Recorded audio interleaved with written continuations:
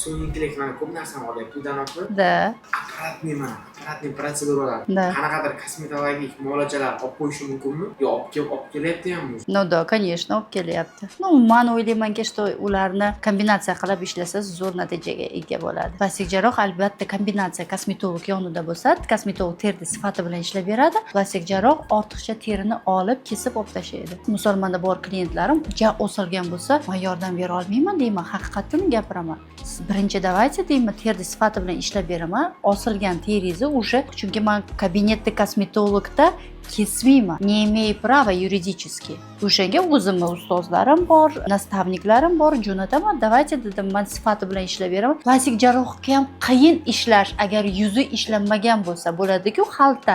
Qiyin keskanda qiynalishadi uni. Yana 1-2 yildan keyin osilib ketadi. Hatto natija 10 yilga berishadi. Lekin agar terni sifati bilan zo'r ishlab bergan bo'lsa, kosmetolog, ba'dan kosmetolog plastik jarroh bilan ishlasa, keyin agar haqiqatan ham osilgan bo'lsa, уже nitevой yordam bermaydi-ku, o'shanda plastik jarroh ortiqcha terini kesib, keyin yana kosmetologga qatnab, terni sifati bilan ishlasa zo'r natijaga, o'shanda 10 yil, 15 yil ishlaydi. Albatta, plastik jarroh kosmetolog bilan ishlash kerak.